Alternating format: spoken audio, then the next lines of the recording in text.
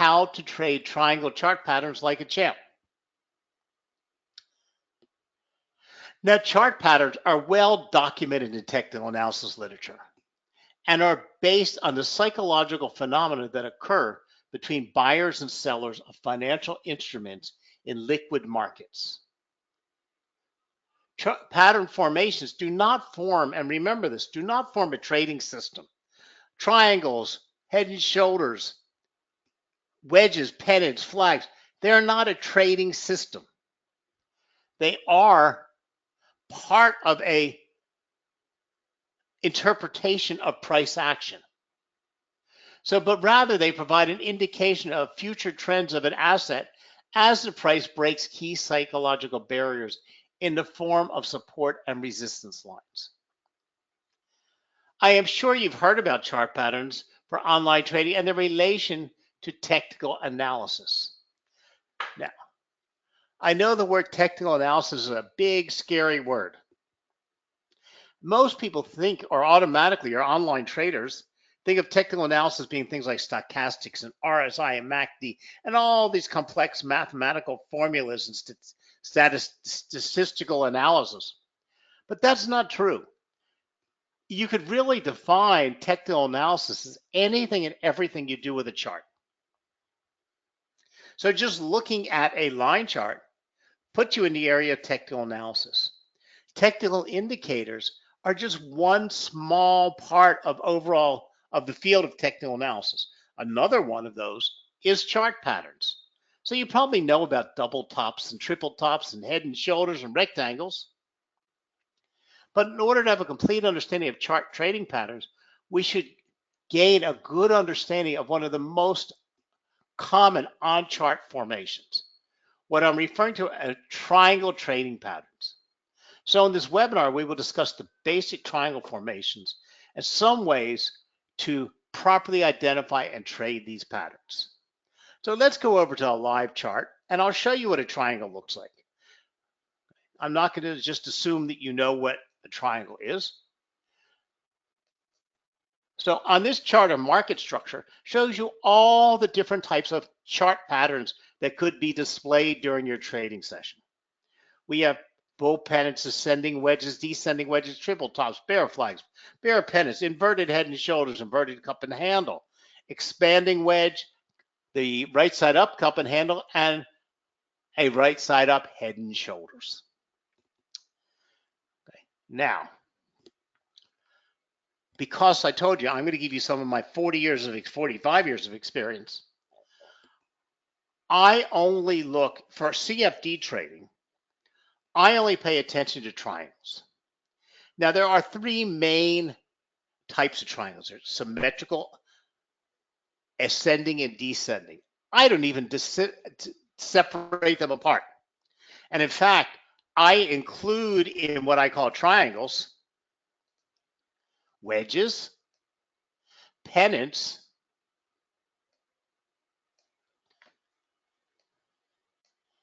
and triangle formations. Because anytime the definition of the difference of these is the angle in which the support and resistance lines are making. Okay, if you want to memorize them all, you can. But a wedge is simply a triangle that the angles are slightly different degrees. An ascending triangle, a symmetrical triangle means the angles are at the same degree. An ascending triangle means the bottom of the triangle is moving up while the top is horizontal. Descending is just the opposite. But the fact is, I don't care. Because triangles do not give you directional clues. Some people try to put this into triangles, but they really don't. Triangles are not like head and shoulders patterns. Head and shoulders patterns give you very specific. It tells you when you're finished the shoulders pattern and it breaks the neckline, it's going to move in the opposite direction of the previous trend. We don't get that with a triangle. Okay, we have no idea which way a triangle price will break out of a triangle. So we have to have rules. But what we're looking at here could be classified as an ascending triangle. Okay. I don't care. I just care that I have a triangle formation. So keep in mind, let's not make it overly complicated.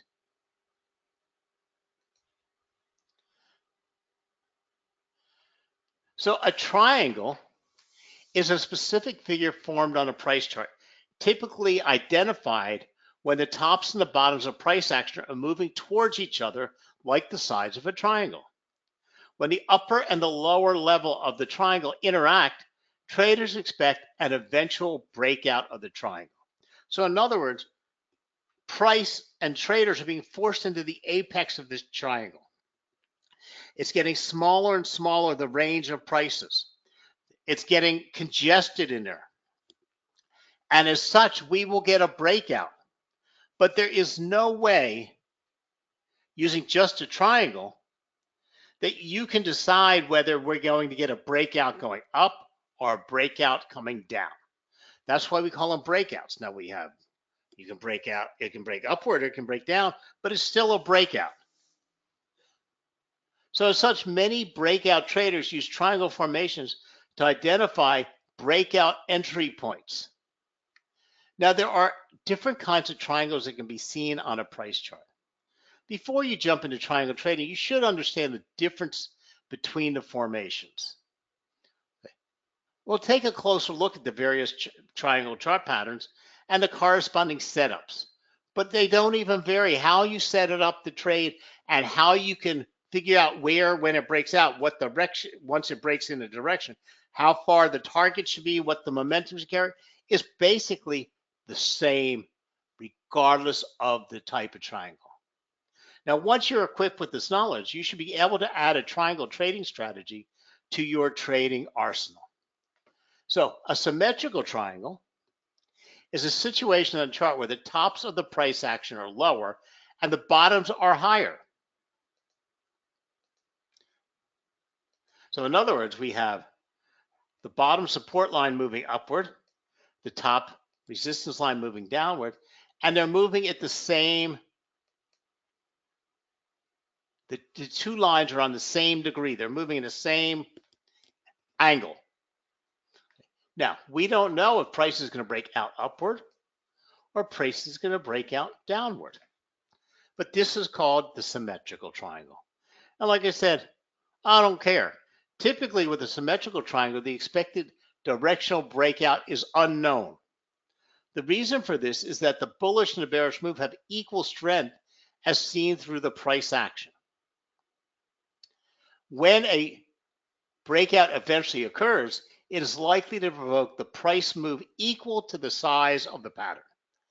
And this is quite unique, but it works quite well.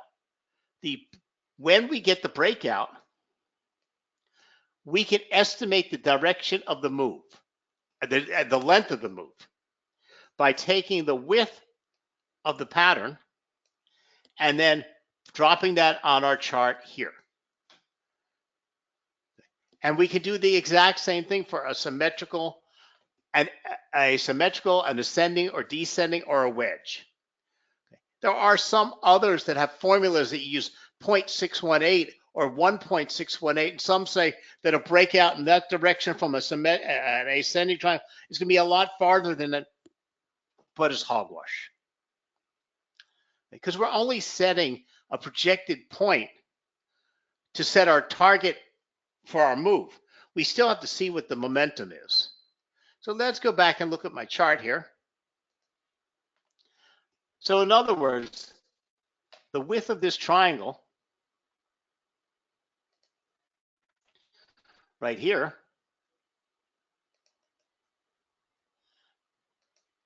come on.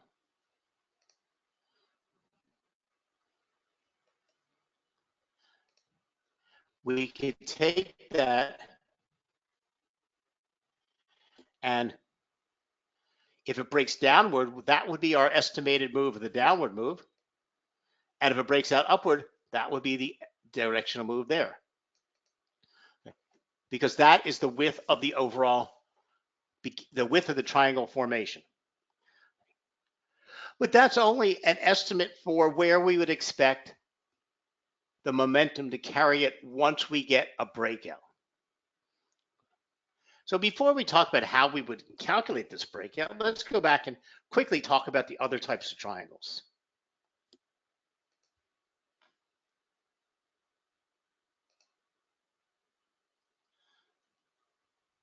So as you see from the example, the potential target is based on the size of the triangle formation. With this type of measured move analysis, you will know what to expect from the symmetrical triangle breakout, whether it breaks upward or downward. Then we go on to ascending and descending triangles. And as I mentioned, just simply, here we have the upward sloping resistance line, support line, and the resistance line is horizontal. And it's just the opposite in a descending triangle. Now, normally we get an ascending triangle in the middle of an uptrend. We get a descending triangle in the middle of a downtrend. But that is not a steadfast rule or law, because you can have areas in an uptrend that the price is easing and it can form a descending triangle. But that's a generally accepted principle, but it doesn't make a difference for our trading. Because as price is forced into this apex, we don't know if the breakout's going to be up or down. Now, a lot of trend traders hope that if this is coming off of an uptrend and it breaks out, it will break out and continue its uptrend motion. But a lot of traders, a lot of times you see the reversal. So until we get the breakout, we're not sure anyway. So why start predicting what's going to happen? So give me 1 second here.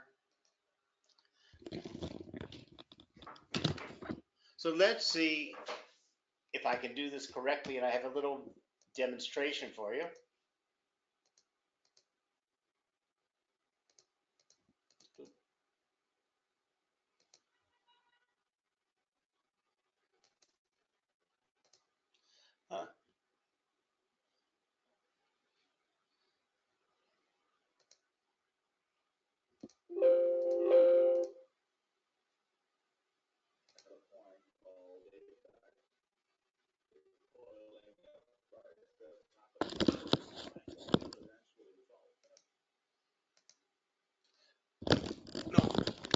I had recorded a little demonstration, but I showed it to you on the charts anyway. It doesn't seem to be working on my chart. So here we have the ascending and descending triangles. The rules are the same. Everything happens exactly the same. You have an uptrending in an ascending triangle. The bottom support line is ascending upward, and the resistance line is flat.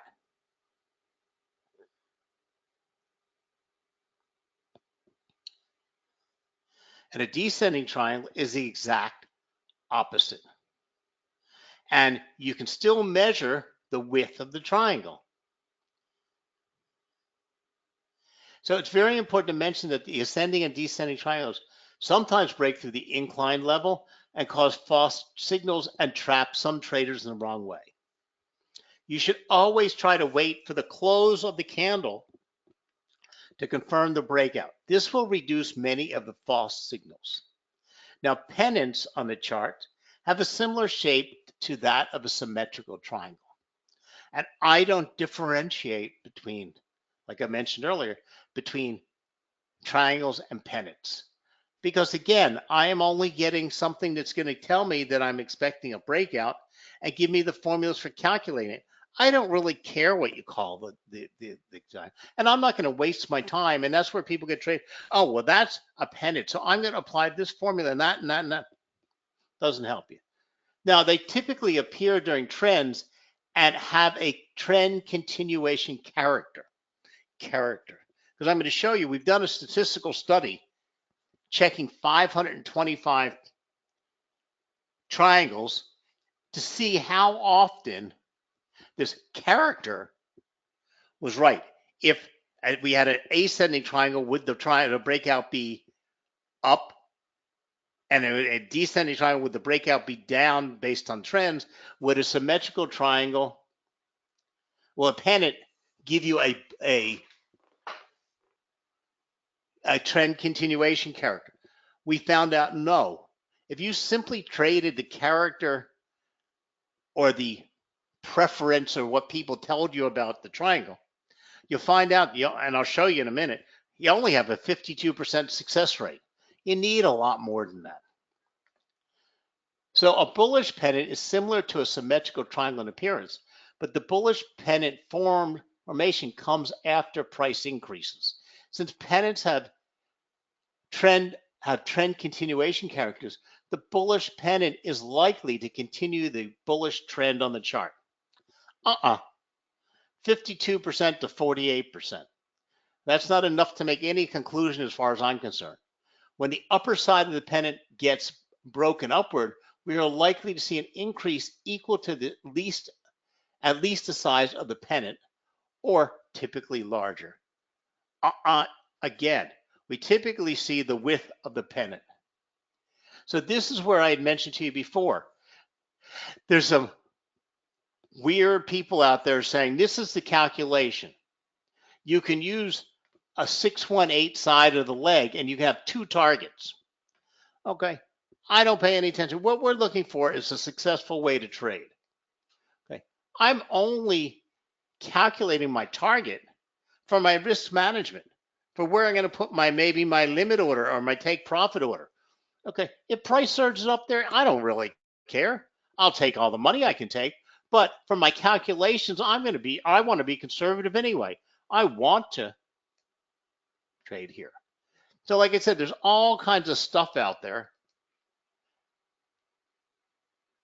that doesn't really help us. So see here, we have two targets. The red target is the first one, which is as big as the size of the pennant. The green target corresponds with the size of the previous up move, which should be applied starting from the upper side of the pennant. Well, then we're getting into Fibonacci's. We're not getting into, we're estimating, oh, well, we have this jump up, so it should be the same. We're talking about other stuff far out in left field, okay, or other types of strategies. Bearish pennants, we have the exact opposite. So think of them as ascending and descending triangles. They have the same rules. So here on my chart, you can see the several of all of the triangle patterns. Okay, so like I said, some have bullish or bearish tendencies. We don't rely on them. We look for a symmetrical triangle. We look for rising wedges. We look for symmetrical bearish wedges. We look for expanding. We don't care, because we're not going to make our calculation and we're not going to make our decision just on the triangle alone, because this is where you get hurt. Because let's go over to my chart.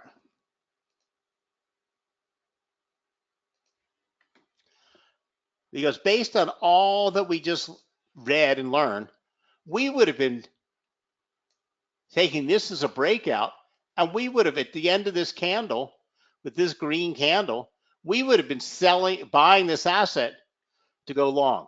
We would have predicted the move to here, and we would have lost our shirt. So this is why we don't rely on triangles alone. We have to have rules that apply. Now, because this move is a sizable move,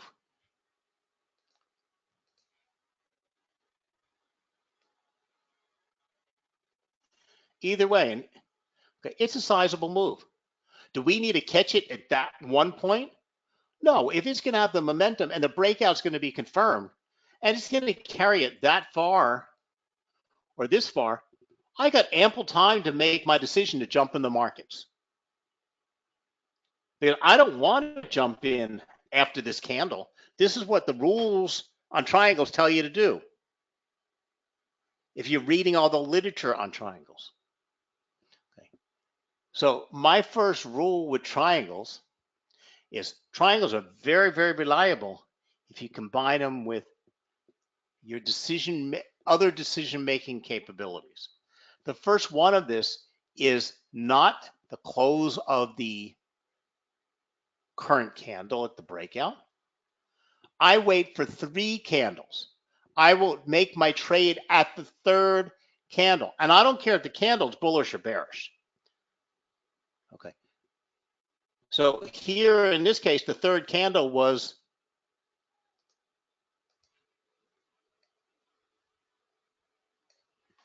a bullish candle. But I would have been trading this direction. Why? Because we got the breakout here. The breakout closed below the triangle. We waited for the 3rd candlestick to make sure it didn't bounce back in. Here we had 1, 2, 3. This is where you might have considered making your bullish buy. But look at this. We move right back in. So we had our breakout candle. I'm sorry, this is the 1st candle, 2nd candle, 3rd candle.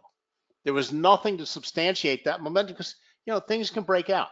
Here we had our breakout candle, and 1, 2, 3.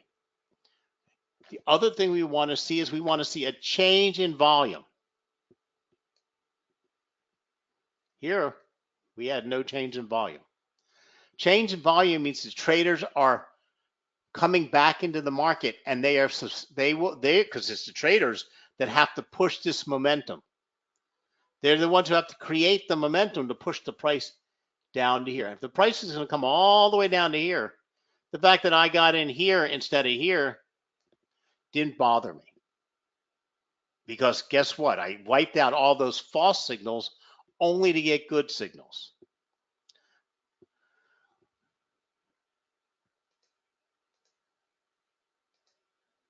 So let's go back to my PowerPoint for a second. Okay.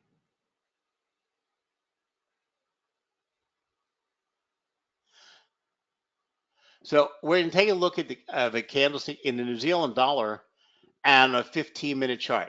Now, the question is, how can we trade symmetrical triangles? And forget the word symmetrical. It's how can we trade triangles? Okay. Since bias upon the conclusion of a pattern pointed higher, we look at the opportunity to buy the pair. So in other words, we got the breakout here. We're looking for the opportunity to buy. 1, 2, 3 candles. We would have bought at this level.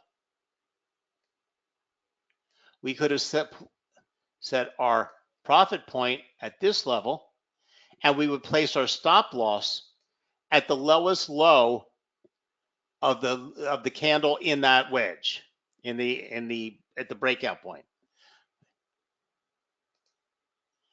And whether it's a symmetrical, ascending, a descending, same rules.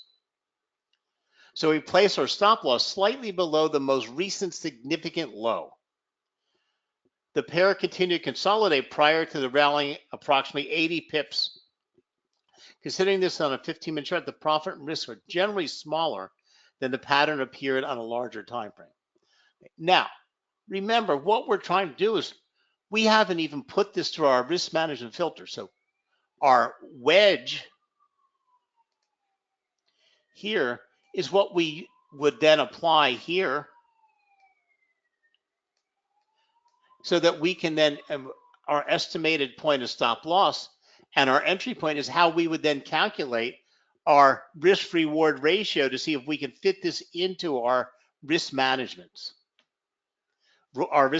rules. So once the triangle is identified in the chart, traders will wait for the breakout either above the resistance trend line or below support. After the breakout is confirmed with either a closed candle above or below support, a stop is placed approximately 10 pips below the last swing low of the triangle. A limit equal to the height of the triangle is then placed. Okay? So again, we see here, width of the triangle, drop down here. Here's where we place our limit order. Here's our breakout. Here's our entry, 3rd candle. Stop loss is placed 10 pips below the significant swing low, not the close of the candle, but the significant swing low. Okay.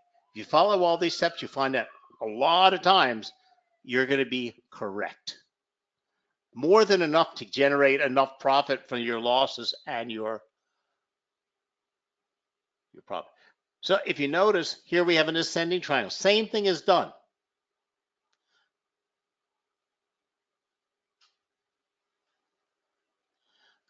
We don't change the rules for the type of triangle. Again, limit order,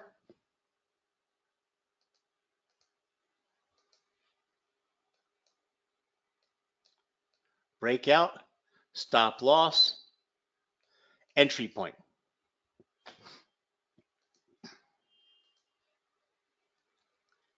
Descending triangle, same thing.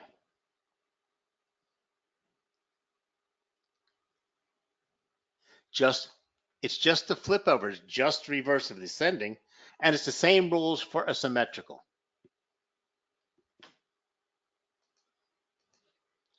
Breakout, 1, 2, 3 candles, entry point.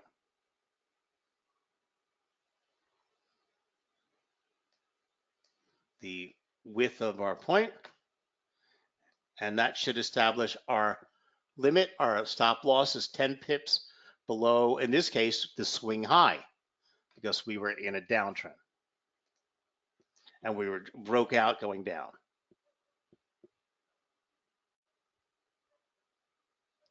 Now, remember I mentioned earlier how reliable candles were, or how reliable triangles were?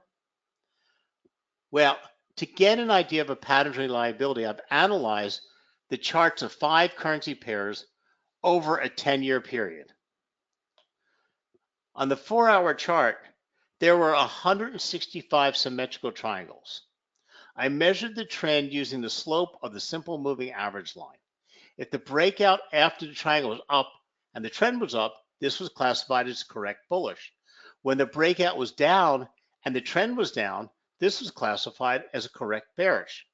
Patterns where there wasn't any clear trend we've ignored.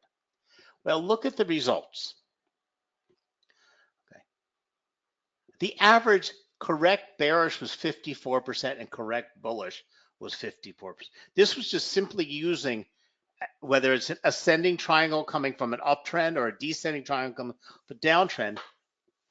Well, I'm not going to trade anything. It's only giving me a 54% edge in the right direction. And as the table shows, on the H4 charts, the symmetrical triangle has a favorable history of success. The odds are about 54%. Then when we go down to a 1-hour chart, we even get a little bit less. We go down to about 52% success. Okay. That's just assuming that if we had an ascending triangle off of an uptrend, it would be an overall bearish character and we would be looking for it to buy. Okay.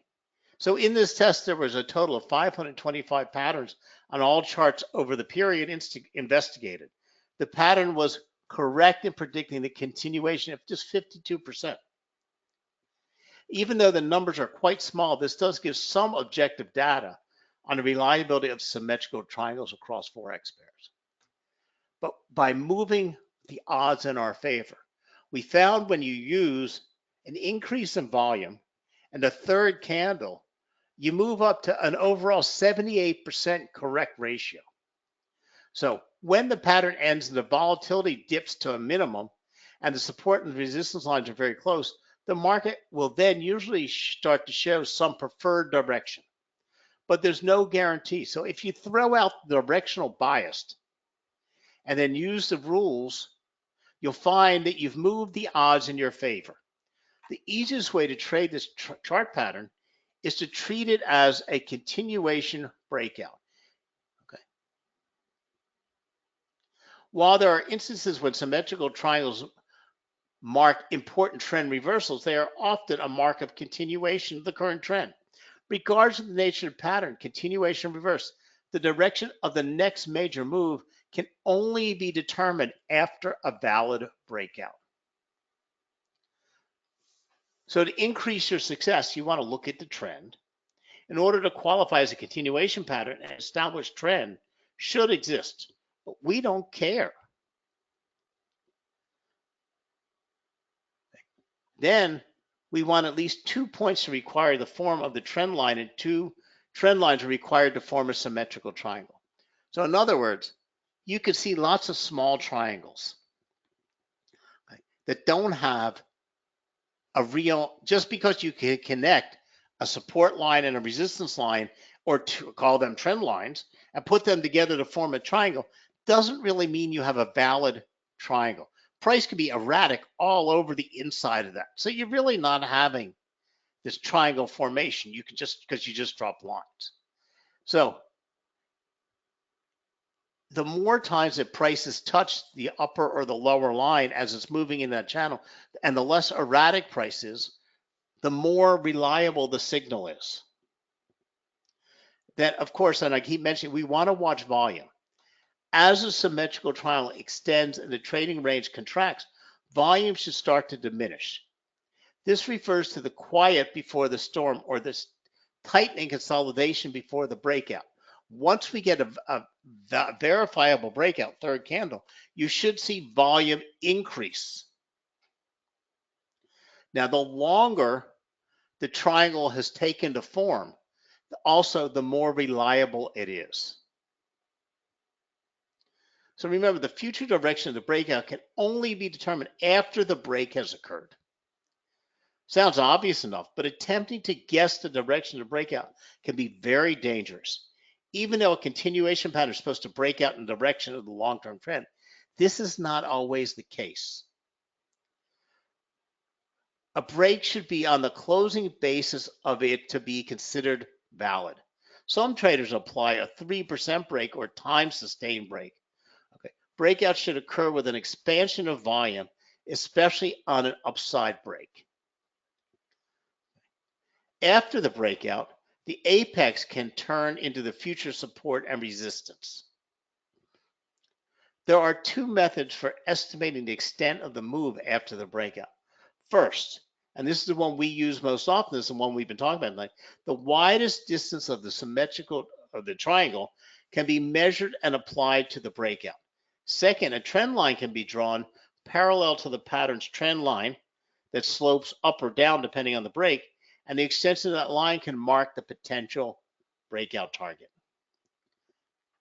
In sum, triangle patterns are easy to spot and provide good risk-reward opportunities.